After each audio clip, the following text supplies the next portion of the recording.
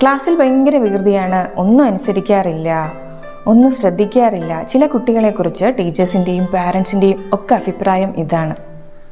എന്നാൽ ഇത്തരത്തിൽ പേരുകൾ കിട്ടിയിട്ടുള്ള പലരും തന്നെ മുതിർന്നപ്പോൾ മിടുക്കരായി മാറിയിട്ടുണ്ട്. ഇതൊന്നും ഇവർ മനഃപൂർവ്വം ചെയ്യുന്നതല്ല. ഇത്തരക്കാരുടെ ബ്രെയിൻ ലോകത്തോട് പ്രതികരിക്കുന്ന രീതി കുറച്ച് വ്യത്യസ്തമായിട്ടാണ്. ഇത്തരം കുട്ടികളുടെ എടുത്തുചാട്ടം, വാശി, ദേഷ്യം, ശ്രദ്ധക്കുറവ്, വികാരങ്ങളെ നിയന്ത്രിക്കാൻ കഴിയാതെ വരുന്നത്, ഇതൊക്കെ വളർച്ചയുടെ ഘട്ടത്തിലുള്ള അവരുടെ ബ്രെയിനിലെ PFCയുടെ പരിമിതികളാണ്. കുട്ടികളിൽ ഇതിൻ്റെ വളർച്ച നടക്കുന്നതേ ഉള്ളൂ. PFCയുടെ വളർച്ച പൂർത്തിയാകാൻ ഏകദേശം 25 വയസ്സാകും. നമ്മുടെ ബ്രെയിനിൽ ഏറ്റവും അവസാനം വളർച്ച പൂർത്തിയാകുന്ന ഭാഗമാണ് PFC.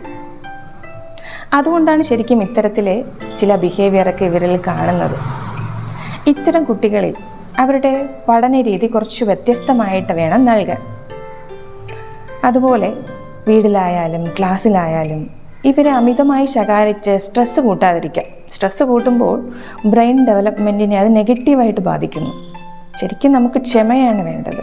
ക്ഷമയോടുകൂടെ ഗൈഡൻസ് നൽകി അവരെ മനസ്സിലാക്കുകയാണ് വേണ്ടത്.